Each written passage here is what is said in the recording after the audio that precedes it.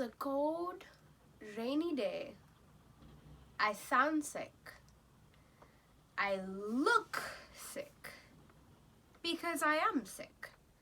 I am in my second day of COVID isolation and I feel great.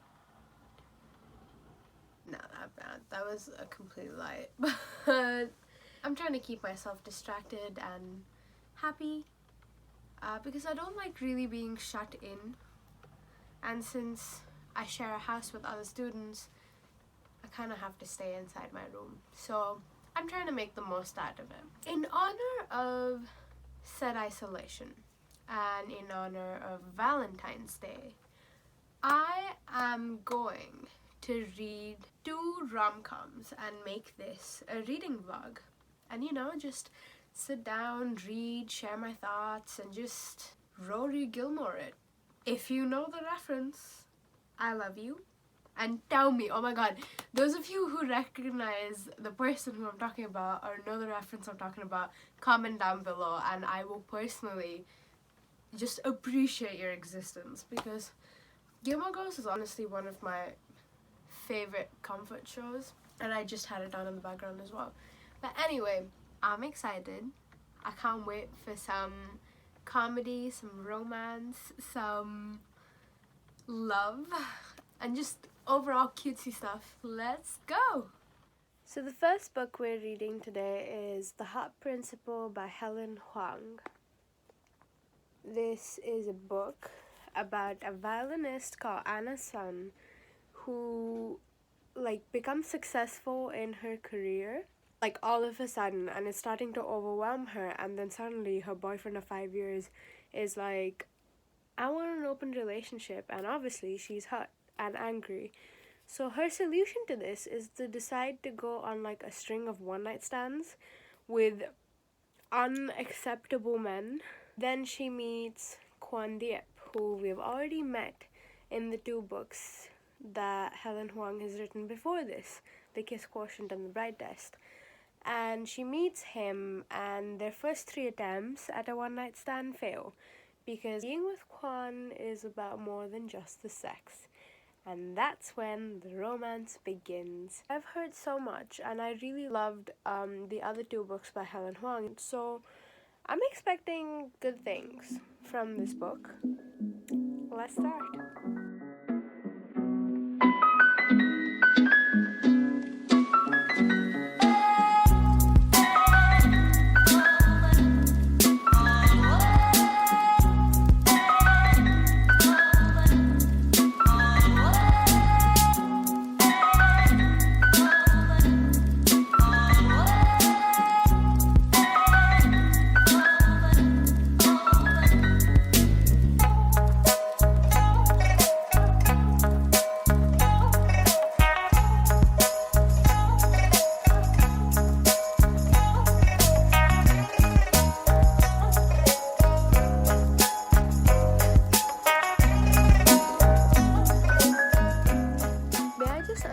To the world that I love Quan Diep, and he is so sweet and so cute and just so perfect. He's just so yes. We are officially at the halfway point of The Heart Principle, and before I dive in, I just want to say I'm enjoying this a lot. So we have Anna Sun, who's from an Asian family, and it's so heartbreaking. The Asian culture, the way it's portrayed, her relationship with her family is so heartbreaking because it's a real thing. I've seen it happen to my friends and people I know. I've seen these sort of relationships, and it's actually just so frustrating and so difficult to read. It's beyond frustrating, and it's heartbreaking to see because we can see how years of this sort of treatment from her family and this sort of upbringing has shaped her into the kind of person she's become now, and we completely understand where she's coming from. She struggles so hard to stand up for herself and do things for the betterment of herself because of how she's been raised and how she's lived all her life. And like, it breaks my heart to see that. And like, she's so overwhelmed with her life right now, and like, she's recently also found out that she's on the autism spectrum, and she's struggling with that as well. And it's just a lot of things are happening to her, and she just doesn't know how to deal with it right now. On the other side, we have Kwon Diep. I love this man as a brother, as a friend, as a partner, as a person, and just how understanding and patient he is. And as a character, he has so much potential, especially because of all the things he has gone through as well, and the inner struggles he has. And I'm looking forward to how they explore that. And when the three of them are together, and when I say three, it's the two boys we've been introduced in the previous two books, The Kiss Quotient and The Bride Test, which is Kwon's brother Kai and their cousin Michael. And when the three of them are together, it's just so beautiful and so wholesome and like warm and funny. And I love it when they're together because they're perfect for each other, and they're like the banter, but the support and the encouragement and just the family, like the feeling of family. It's just so beautiful. And it draws such a stark contrast to what Anna has as a relationship with her sibling. You have the boys, and they have such a good relationship with each other, and then there's Anna and her sister, and they clearly love each other, but it's just so different and so difficult. Whereas it's easy for the boys, but not for her. And like, I think the book does really well to make that contrast. I'm really enjoying it. It's been going pretty well. And I'm really looking forward to how the book goes forward and how the characters overcome the challenges that they're facing currently. And like, we're heading towards some big things right now. So I'm interested to see how they go forward and what the story does with these things.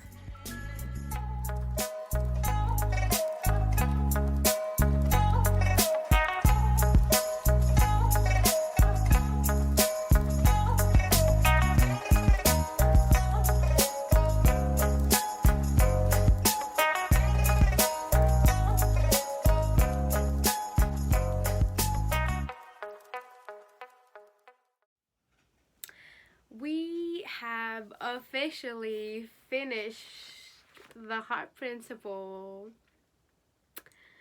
and we're happy, but at the same time, like, it was interesting, and it was not the easiest read. Like, it wasn't the fluffy, cutesy thing. Like, there was elements of the fluffiness and the cutesiness, but not as much as I thought there would be. And I'll talk more about it later towards the end of the video. But now we are heading on to our second rom-com of this video. It's You and Me on Vacation by Emily Henry. I've heard so much about the story, so I'm really excited to see where it goes. And it's described as a friends to lovers, cutesy, fluffy comedy, and I'm here for all of that, especially after The Heart Principle. I need that. I'm excited to start reading!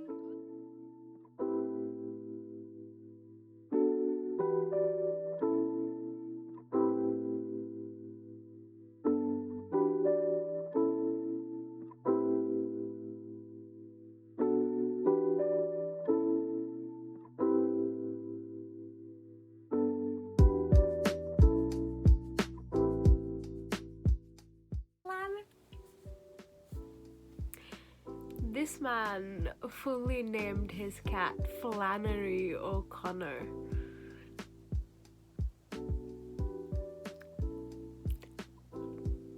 Okay.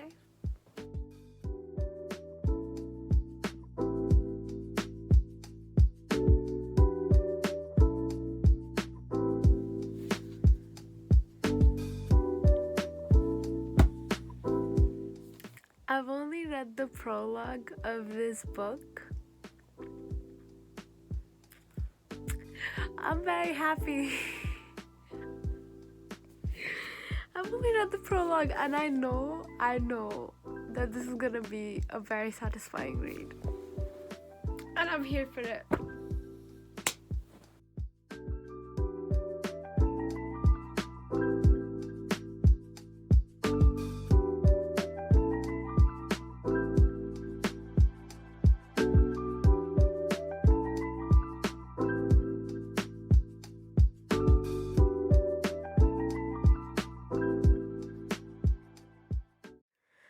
have reached page 134, and I think I'm going to call it a night.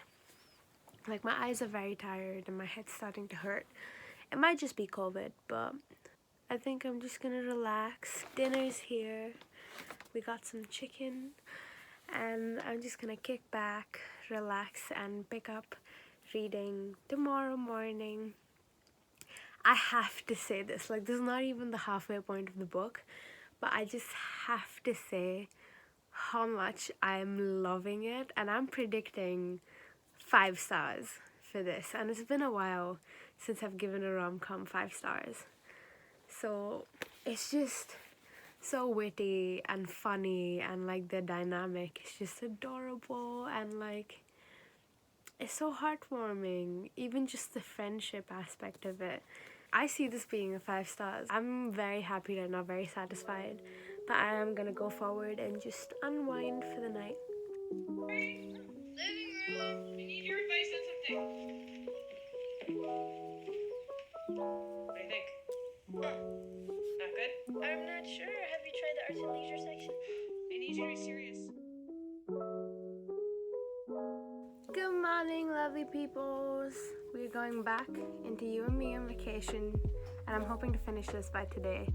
So let's do it.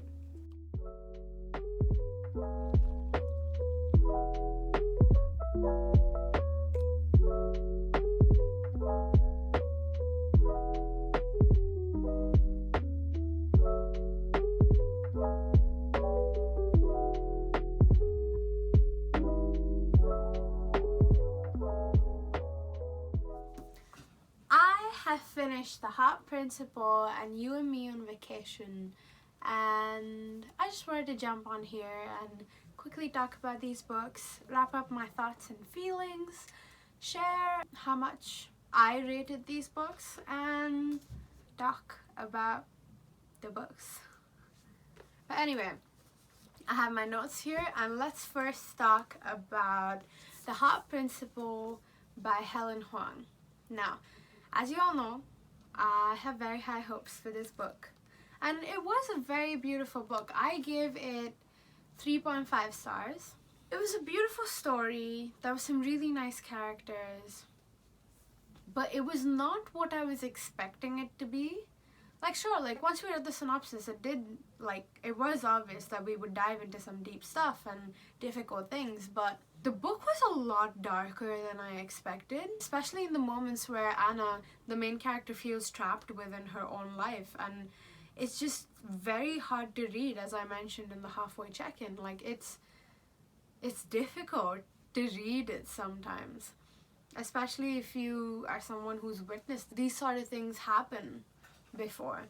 And I think the part that was a little disappointing to me was Kwan's development. It was on a bit of a back burner compared to Anna's, the protagonist, which I understand. Don't get me wrong, like, I enjoyed that we got to see so much of her personal struggles and her growth and the things happening in her mind, like the dialogue within her mind. Like, I really appreciated all of that, but I expected more for Kwan, especially because of the way he has been set up in the past 2 books, like in The Kiss Quotient and The Bride Test, and the things he has gone through recently. Like, he's been through so much as well, and we sort of just skim over that. We don't really go in depth with those things, and I feel like maybe it was just done because he was not the protagonist. I don't know. Like I mentioned in the halfway check-in, there was so much potential for his character just because of all the things he's experienced recently and the things he's been thinking about as well.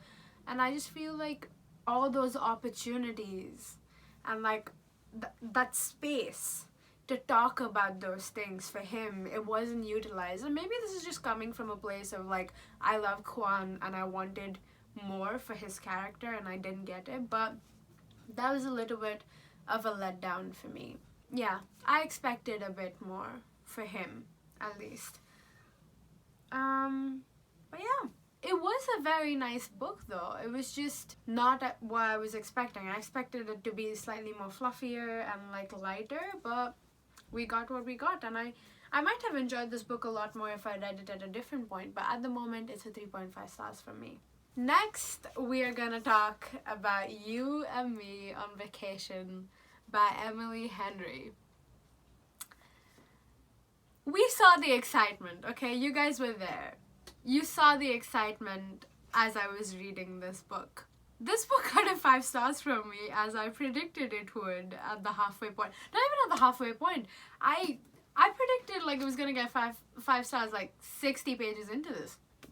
And I was not wrong. I love the characters so much, and their chemistry and the themes of friendship and loyalty within this. It's just, it's so beautiful. Okay, let's go from the top. First things first, this book makes me want to travel. It makes me want to travel so much. And like the way they describe traveling and meeting new people, going to new places, let life take you wherever it takes you, and like chance encounters and stuff like that. It's so exciting, and like I miss traveling. I feel like I want to drop everything and just go somewhere. But sadly it's not possible right now because we have a little thing called being a student, and we have classes, yeah. But it's so beautiful. And I don't know if I told you guys about the story, but this is about Alex and Poppy, who are 2 best friends who take a summer trip every year. And they travel to different places, and then something happens during one of their trips, and then they don't talk for 2 years, and now they're going on another trip to see if they can fix their friendship, and maybe more. And obviously there was maybe more, but I think more than even the romance in this book, I really respect the friendship that Alex and Poppy shared. Like, it was so genuine, so beautiful. Their chemistry was unreal. And I love how the romance was built out of that. I adore this book, the story, the characters, the places we see. I fell in love with it all. And it's so genuine and touching and beautiful because we can see from the very beginning how much these 2 characters love each other. And it's a way past just platonic love or romantic love. It's just when you really love someone. And that was there from the very beginning. Another thing I really liked about the book was the way it took us to so many places and the way it played with time. Because every so often we would find ourselves going back in time, or it would be like a flashback where we would be shown what happened in certain trips or like their past summers. It's very well done. It would jump back and tell us about previous trips they'd taken, and I think it was done very well and added to the story. It was not forced. It didn't feel forced. It was just like filling in the blanks about like questions about their relationship and their friendship and the places they've been together and the things they've done together and how beautiful their bond really is. And I think those flashbacks really like added to all of that and like gave us all of that. But yeah, I love this book. I love these characters. Also, it's such a floppy book. I love it. There was also this point where, you know, it's normal rom-com formula where they get together, everything's going beautifully, and then there's a big blow up. There's the big conflict that disturbs everything, and then they decide that they want to be together or how they'll be together, and then there's a happily ever after. So I got to the point of where everything was good and they just got together, and I was actually just dreading the conflict because I knew it was coming because that's the standard formula for a rom-com, but I hated it and I didn't want it to come. But also, when it came and the way it was handled and like the way it was written, it was so grounded and real and handled so well and relatably. I really appreciate that. I highly, highly, highly recommend this book. It's called You and Me on Vacation by Emily Henry. It's also called People We Meet on Vacation. Depends on which country you are in, but yeah, I love this book so much. And with that, we wrap up the Valentine's Week vlog, the books I read during Romance Week, and the things I did while I had COVID. I have finally tested negative, so I will be going out into society again very soon. But I really enjoyed reading these books, and they kept me company while I was feeling miserable, and added some much needed cutesiness and excitement while I was in here in my room locked up. With that, we come to an end for this video.